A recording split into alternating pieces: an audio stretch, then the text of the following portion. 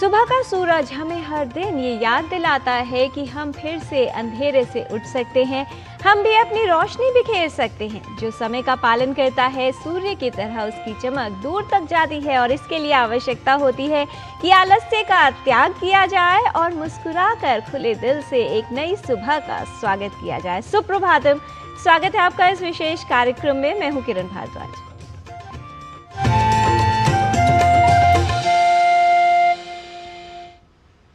त्याग ही वो शक्ति है जो हृदय पर विजय प्राप्त कर सकती है। त्याग करने से शांति मिलती है और ये शांति अनंत काल तक रहती है, अर्थात समय के साथ नष्ट नहीं होती। त्याग से मिला हुआ आनंद, शांति और संतुष्टि जीवन काल तक चलती है। आइए देख लेते हैं आज का पंचांग। समय का सम्मान करते हुए जान लेते हैं क्या है आज की तिथि, वार और नक्षत्र। आज का पंचांग: युगाब्द 5127, विक्रम संवत 2082, शक संवत 1947, दक्षिणायन, मार्गशीर्ष मास, शुक्ल पक्ष, द्वादशी तिथि मंगलवार, अश्विनी नक्षत्र। आज का दिन सभी के लिए मंगलमय हो। त्याग भाव ही सभी में हो तो जगत ये सदृश हो स्वर्ग बन जाए। अपनेपन की भावना हो तो कोई भी बेगाना न रहे, हर कोई अपना बन जाए। हर उस समय का जो है ध्यान रखना चाहिए जिस समय हम दूसरों को कष्ट देते हैं, क्योंकि यही वो समय होता है जब दूसरे की भावना आहत होती है। जीवन में बुरी आदतों का त्याग करना चाहिए, क्योंकि ये कोई भी ऐसी बात जो हमारे लिए पीड़ा बनती है उसका त्याग कर देना चाहिए और तभी व्यक्ति स्वतंत्र महसूस करता है, क्योंकि जब तक हमारा मन किसी बात के वश में रहता है वही बात हमारे जीवन में दुख का कारण बनती है। इसलिए वास्तविक स्वतंत्रता प्राप्त करने के लिए अपने विचारों को सकारात्मक रखने की आवश्यकता है और इसी त्याग से आपको जीवन में मिल सकता है आनंद और शांति। सर्वं परवशं दुःखं सर्वमात्मवशं सुखम् एतद्विद्यात् समासेन लक्षणं सुख दुःखयोः। सुख और दुख की संक्षेप में परिभाषा यही है कि परावलंबन से सदा दुख तो स्वावलंबन से सदा सुख ही मिलता है। Happiness and misery can be defined in two sentences. Dependence on others leads to misery, and dependence on self gives happiness. चाहे धन, कुटुंब या प्राणों का भी त्याग करना पड़े, पर धर्म का त्याग कभी नहीं करना चाहिए।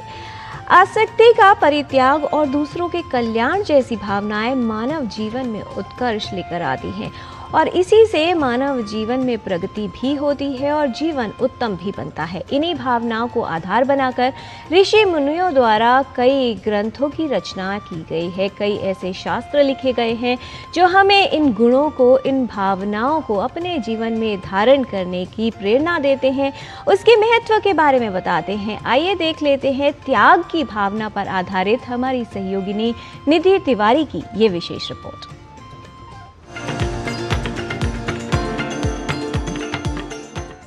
कर्मण्येवाधिकारस्ते मा फलेषु कदाचन मा कर्मफल हेतुर्भूर्माते संगोस्त्व कर्मणि। भारतीय ज्ञान परंपरा में पुष्पित और पल्लवित निष्काम भाव, त्याग, आसक्ति का परित्याग और दूसरे के कल्याण जैसी भावनाएं मानव जीवन के उत्कर्ष में सहायक सिद्ध होती हैं। इस प्रकार की भावनाओं को आधार बनाकर ऋषि मुनियों ने कई शास्त्रों की रचना की, जिसमें मानव जीवन की समस्त जिज्ञासा का समाधान और उद्देश्य सम्मिलित हैं। भारतीय दर्शन के आधारभूत ग्रंथ वेद भी इस प्रकार की भावनाओं को आच्छादित करते हुए समस्त विश्व के समक्ष ज्ञान के नए पुंज को उद्घाटित करते हैं। वेदाध्ययन में संलग्न शिष्य को यज्ञ, मंत्रोच्चारण इत्यादि अनुष्ठानों में त्याग और समर्पण की भावनाएं सिखाते हुए गुरु का यह कथन होता है कि यज्ञ आहुति में समर्पित सभी वस्तुएं त्याग के भाव से देवताओं को समर्पित की जा रही हैं। मंत्रोच्चार के समय कहे जाने वाले इदं न मम जैसे वाक्यांश अहंकार का समर्पण और त्याग के भाव को दर्शाने के लिए उपयोग किए जाते हैं। त्याग से यह समस्त सृष्टि चलायमान है। पर्यावरणविदों का भी मानना है कि यह हमारा पारिस्थितिकी तंत्र एक के त्याग और दूसरे के ग्रहण से चल रहा है। हमारे वेदों का प्रारंभ यज्ञ व्यवस्था से होता है जो पूरी तरह से त्याग पर आधारित है। बाद में यह यज्ञ की परंपरा पंच महाभूतों के माध्यम से अपने चरम को प्राप्त होती है। इन्हीं पंच महायज्ञों का व्यावहारिक रूप वर्णाश्रम धर्म के रूप में हमारे समक्ष आता है, जिसमें ब्रह्मचर्य आश्रम में एक ब्रह्मचारी को त्याग का प्रशिक्षण दिया जाता है, जिसका वह अनुपालन तेन त्यक्तेन भुंजीथा के सिद्धांत के रूप में गृहस्थ धर्म में करता है। और अंतिम दो आश्रम वानप्रस्थ और संन्यास पूरी तरह से त्याग के पर आधारित हैं। त्यागी भवति नित्यानंदः। हमारा यह सिद्धांत बताता है कि त्याग का तात्पर्य मात्र व्यक्तियों का और वस्तुओं का त्याग नहीं है, अपितु विचारों का, बुरे ख्यालातों का त्याग करना ही त्याग है। ऋग्वेद का धनानदानम सूक्त भी त्याग और समर्पण की भावना से युक्त है, जो याज्ञिक अनुष्ठान करने वाले व्यक्ति के माध्यम से समस्त मानव जगत को यह संदेश देता है कि मोघमन्नं विन्दते अप्रचेताः सत्यं ब्रवीमि वध इत स तस्य नार्यमाणं पुष्यति नो सखायं केवलाघो भवति केवलादि। अर्थात अविवेकी व्यक्ति व्यर्थ ही अन्न पाता है। सत्य ही कहा गया है कि यह व्यक्ति की अपनी हानि है। वह न किसी सज्जन को बढ़ाता है और न किसी मित्र को। जो केवल अपने लिए खाने वाला है वह केवल पाप का भागी होता है। इसके साथ ही वेदांत के रूप में परिचित उपनिषद ग्रंथ भी मानव कल्याण परक मंत्रों के माध्यम से लोगों को नैतिक मूल्यों का ज्ञान देते हैं। इसी क्रम में ईशावास्य उपनिषद के प्रथम मंत्र में ही लोभ, मोह, माया जैसे आसक्तियों से दूर रहने का संदेश और आत्मज्ञान जैसे मार्ग निर्दिष्ट किए गए हैं।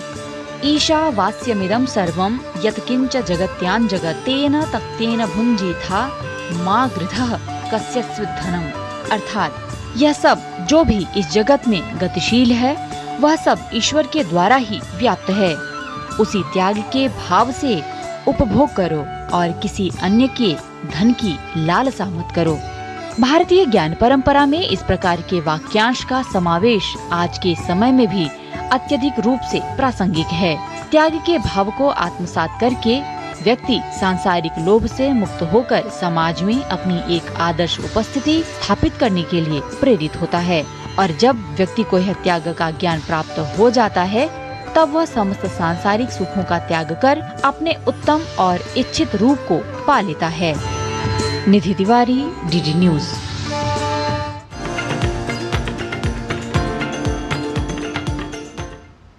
जीवन से बुरी आदतों का त्याग, बुरे विचारों का त्याग, ये जीवन को प्रगति की ओर ले जाता है। त्याग करने की भावना अति उपयोगी और उत्तम है, लेकिन ये भी ध्यान रखना चाहिए कि त्याग आप कहाँ कर रहे हैं। त्याग वहीं करना चाहिए जहाँ पर उसकी कद्र हो।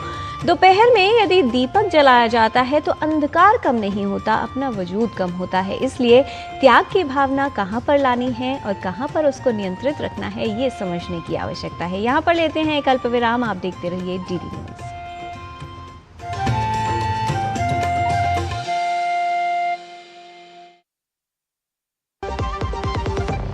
हमने 2.5 में सोचा था ये। संजीव, हाँ, ये वाला घर पिक करना एक मास्टर स्ट्रोक है। ये घर बजट से ज्यादा है। कौन देगा हमें बढ़िया होम लोन? सचिन। सचिन क्यों देगा होम लोन? सचिन? अरे मैं नहीं, सचिन। बैंक ऑफ बड़ौदा देगा तुम्हें बढ़िया होम लोन और बेहतर इंटरेस्ट रेट भी मिलेगा। बैंक ऑफ बड़ौदा से होम लोन लेना भी एक मास्टर स्ट्रोक है। सुनो, एक अच्छी इंश्योरेंस एक अच्छी इंश्योरेंस पॉलिसी एआई से पूछते हैं। एक ऐसी पॉलिसी जिसमें प्रीमियम पेमेंट हो लिमिटेड पर इनकम आती रहे लाइफ टाइम। LIC का जीवन उत्सव। एक ऐसी पॉलिसी जो दे होल लाइफ इंश्योरेंस कवर भी। LIC का जीवन उत्सव। वाओ, चलो तो LIC की जीवन उत्सव पॉलिसी ही लेते हैं। मैं भी तुमसे यही कह रही थी, LIC का जीवन उत्सव। लाइफ टाइम सेलिब्रेशन मनाइए LIC के जीवन उत्सव के साथ, फ्यूचर सेट है।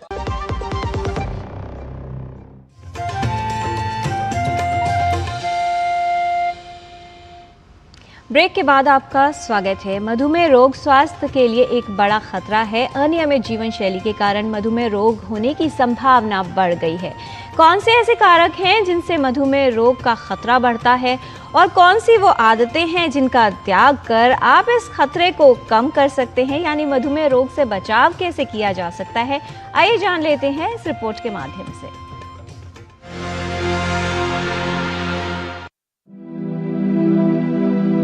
मधुमेह स्वास्थ्य के लिए बड़ा खतरा बन गया है। अनियमित जीवन शैली के कारण काफी लोग मधुमेह रोग से प्रभावित हो रहे हैं। अगर हम खाली पेट की शुगर चेक करें या ग्लूकोज चेक करें, वो 100 से अगर कम है, 100 मिलीग्राम % से कम है तो वो कहते हैं नॉर्मल है। और खाना खाने के 2 घंटे बाद अगर 140 से कम है तो हम कहते हैं नॉर्मल है। और आजकल तीसरा टेस्ट आया है HbA1c यानी ग्लाइकोसाइलेटेड हीमोग्लोबिन, वो 5.7% से अगर कम है तो हम मानते हैं कि वो एक नॉर्मल रेंज है। इसके विपरीत अगर खाली पेट की शुगर 126 या इससे ज़्यादा है मिलीग्राम % इससे ज़्यादा है, या फिर खाना खाने के 2 घंटे बाद या ग्लूकोज पीने के 2 घंटे बाद 200 मिलीग्राम % या इससे ज़्यादा है, या HbA1c 6.5 या इससे ज़्यादा है तो हम कहते हैं कि डायबिटीज़ है। अब इन दोनों के बीच की जो अवस्था है जिसमें फास्टिंग हमारी 100 से 125 के बीच में है, सो इस स्थिति को हम कहते हैं कि प्री डायबिटीज़ है, यानी अभी डायबिटीज़ हुई नहीं है लेकिन होने का खतरा आपको बहुत ज़्यादा है। इंसुलिन एक ऐसा हार्मोन है जिसकी सहायता से शरीर की कोशिकाएं ग्लूकोज को सोख लेती हैं और रक्त में शर्करा की मात्रा नियंत्रित रहती है। मधुमेह होने पर शरीर में इंसुलिन का उत्पादन कम या बिल्कुल समाप्त हो जाता है। जब भी किसी और बीमारी के लिए और किसी चीज़ के लिए हम टेस्ट करते हैं तो पता चलता है अरे ये तो डायबिटीज़ है। अधिकतर केसेस में कोई लक्षण नहीं होता है, लेकिन अगर ब्लड शुगर जो है लंबे टाइम तक बढ़ी हुई है, 300 मिलीग्राम %, 400 मिलीग्राम %, 2 महीने 3 महीने हैं, तो हमें लक्षण शुरू होते हैं। और उसमें सबसे ज़्यादा पहले पेशाब ज़्यादा आना, पानी की प्यास ज़्यादा लगना, भूख ज़्यादा लगना, थकावट, कमजोरी, वजन का कम होना, अगर कोई छोटी सी चोट लग गई है तो उसमें घाव का जल्दी से नहीं भरना, पाँव में झंझनाहट होना, ये कुछ लक्षण है जो हमें शुरू में डायबिटीज़ में मिल सकते हैं। हालांकि कई बार ये भी देखने में आता है कि डायबिटीज़ का हमें पता ही नहीं होता और एकदम से किडनी फेल हो जाती है या आंखों की रोशनी चली जाती है और हम जांच करते हैं तो पता चलता है कि डायबिटीज़ इसका। कई ऐसे कारक हैं जिनसे मधुमेह रोग की संभावना बढ़ जाती है। मधुमेह रोग का पारिवारिक इतिहास, मोटापा या अधिक वजन, शारीरिक श्रम न करना, व्यायाम न करना, उच्च रक्तचाप, कोलेस्ट्रॉल और ट्राइग्लिसराइड्स का उच्च स्तर, धूम्रपान करना और गर्भावस्था के दौरान डायबिटीज यानी जेस्टेशनल डायबिटीज, इन सभी से मधुमेह रोग होने का खतरा बढ़ जाता है। प्रारंभिक स्थिति में मधुमेह रोग के कोई लक्षण नहीं होते, जिससे व्यक्ति को इस रोग का पता नहीं चलता। व्यक्ति के अंगों पर प्रभाव और क्षति होने लगती है और कई तरह की समस्याएं उत्पन्न हो जाती हैं। मधुमेह रोगी को नियमित रूप से जांच करवाना, शर्करा के स्तर को नियंत्रित रखना और सावधानी बरतना आवश्यक है। अगर डायबिटीज हो गई है तो हमें फैट का या घी तेल का इस्तेमाल बहुत कम करना है। साथ में हमें ये देखना है कि उसमें फाइबर्स भी ज़्यादा हो खाने में, खाने के जो सब सारे तत्व हैं, हमें प्रोटीन है, कार्बोहाइड्रेट है, वो भी हमें सारे मिले। और ये सब हम करके खाने को अगर हम कंट्रोल करें, मीठा तो बिल्कुल सभी को पता है कि मीठा बिल्कुल बंद है, सो केवल मीठा बंद नहीं है, हमें घी तेल भी बंद करना है। और दूसरा जो इम्पोर्टेंट स्टेप है कि हमें फिजिकल एक्टिविटी या एक्सरसाइज बढ़ानी है। अगर हम 45 मिनट सुबह और 45 मिनट शाम को एक्सरसाइज करते हैं, वॉक करते हैं, जो लोग तेज़ी से चल सकते हैं, जिसे हम ब्रिस्क वॉकिंग कहते हैं, जो चल सकते हैं, जिनके जोड़ों में दर्द नहीं है या हार्ट की बीमारी नहीं है, उनको तेज़ी से चलना है। और ये सारी एक्सरसाइज करके डाइट कंट्रोल के साथ हम डायबिटीज़ को बहुत आसानी से कंट्रोल कर सकते हैं। अगर प्री डायबिटीज़ में आप डाइट और एक्सरसाइज का इस्तेमाल करते हैं, आप बहुत अच्छा खाना कंट्रोल करते हैं, हालांकि इस अवस्था के लिए किसी तरह की कोई दवाई नहीं है, लेकिन प्री डायबिटीज में डाइट और एक्सरसाइज कंट्रोल करके वापस आप नॉर्मल अवस्था में जा सकते हैं। स्वस्थ जीवन शैली अपनाकर मधुमेह रोग के खतरे को कम किया जा सकता है। मधुमेह रोग का बेहतर प्रबंधन करने से रोग से होने वाली जटिलताओं से बचाव किया जा सकता है। अधिकतर मधुमेह रोगियों को पता ही नहीं होता कि वो इस रोग से प्रभावित है। आप भी आज ही मधुमेह की जांच करवाएं और जानें कि कहीं आप मधुमेह रोग की गिरफ्त में तो नहीं। किरण भारद्वाज, डीडी न्यूज।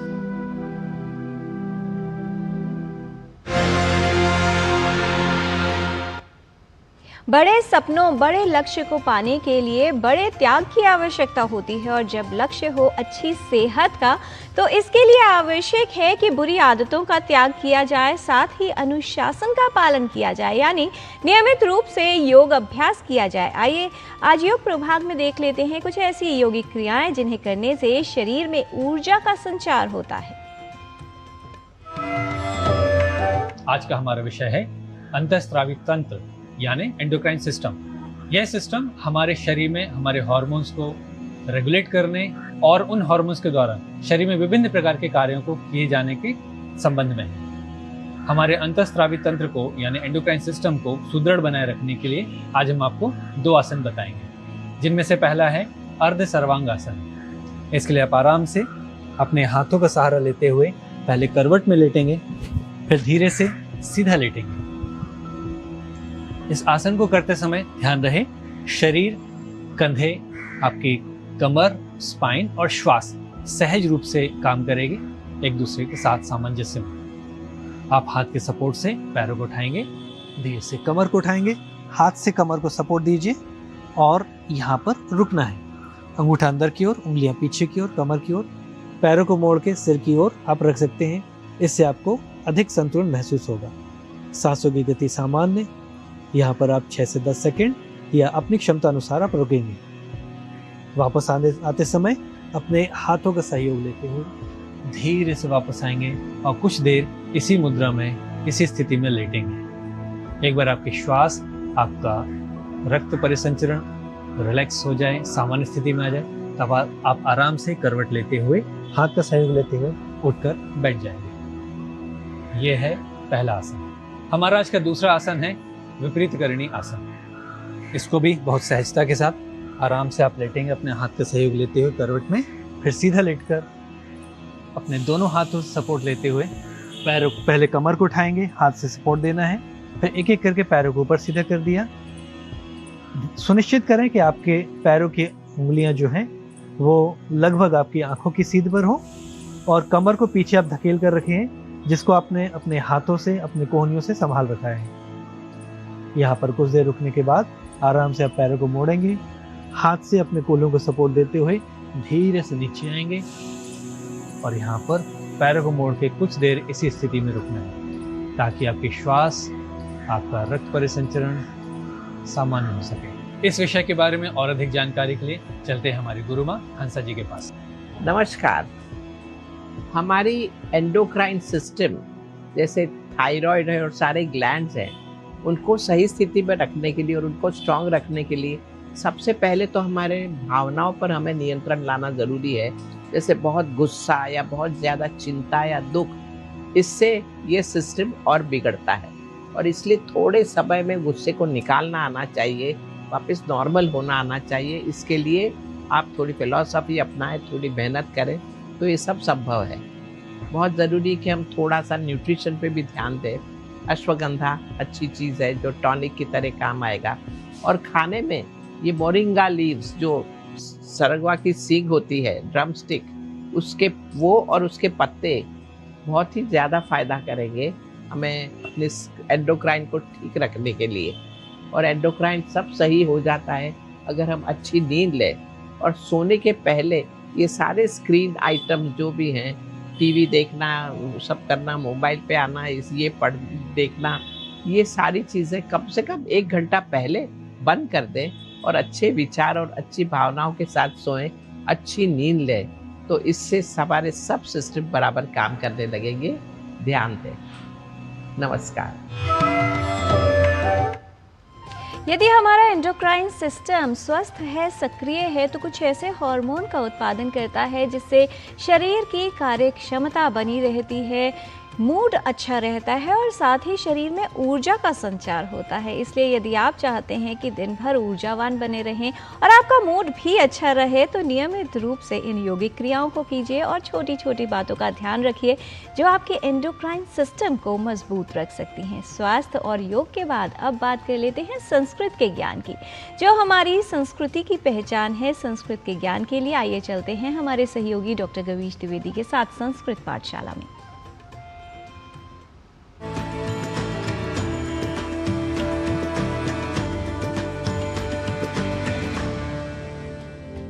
नमो नमः मित्राणि, संस्कृतपाठशालायाः एतस्याम् अभिनवकक्ष्यायां भवतां समेषाम् अपि स्वागतम्। मम नाम गवीशः। संस्कृत पाठशाला में आज हम पुल्लिंग संज्ञा पदों के षष्ठी विभक्ति के एक वचन रूपों को जानेंगे। आप सभी यह तो जानते ही हैं कि अंतव्यवस्था के आधार पर हम पदों की विभक्तियों का स्मरण रखते हैं। सबसे पहले यदि अकारांत पुल्लिंग पदों की बात करें तो राम, श्याम, मोहन इत्यादि पद मस्तिष्क में आते हैं। अब इनके अंत में मात्र स्य लगाने से इनका षष्ठी एकवचन रूप बन जाता है। जैसे रामः, यहाँ विसर्ग हटाकर स्य जोड़ने से बनेगा रामस्य। रामस्य अर्थात राम का या राम के। यह संबंध को द्योतित करता है। यदि कहें राम के पिता दशरथ, तो संस्कृत में वाक्य बनेगा रामस्य पिता दशरथः। रामस्य पिता दशरथः। कृष्णः, यदि इस पद की षष्ठी विभक्ति बनानी हो तो कहेंगे कृष्णस्य। कृष्णस्य, कृष्णः कृष्णस्य अर्थात कृष्ण का या कृष्ण के। गोविंदः, गोविंदस्य। गोविंदस्य अर्थात गोविंद के या गोविंद का। बात करें प्रणवः इस पद की तो षष्ठी विभक्ति रूप बनेगा प्रणवस्य। प्रणवस्य। गवीशः, गवीशस्य। गवीशस्य। नारायण दत्तः, नारायण दत्तस्य। नारायण दत्तस्य। मित्रों, आप यह देख ही रहे होंगे कि विसर्ग को हटाकर केवल स्य जोड़ देने से यहाँ षष्ठी विभक्ति का रूप हमें मिल रहा है। बात करें आगे अग्रिम नाम की तो कहेंगे दीपकः। दीपकस्य। दीपकस्य अर्थात दीपक का। संजयः, संजयस्य। संजयस्य। कमलः, कमलस्य। कमलस्य। विश्वः, विश्वस्य। विश्वस्य। प्रथमः, प्रथमस्य। प्रथमस्य अर्थात पहले का। द्वितीयः, द्वितीयस्य। द्वितीयस्य। सहोदरः, सहोदरस्य। सहोदरस्य। मित्रों, इसी प्रकार अकारांत पुल्लिंग एवं नपुंसकलिंग पदों में स्य जोड़कर आप षष्ठी विभक्ति एक वचन का रूप बना सकते हैं, जिससे संबंध का अर्थ प्रकट होगा। इनके प्रयोग और वाक्यों के लिए हमसे जुड़े रहिए और देखते रहिए संस्कृत पाठशाला। आपसे पुनः शीघ्र ही मिलेंगे, तब तक के लिए नमो नमः।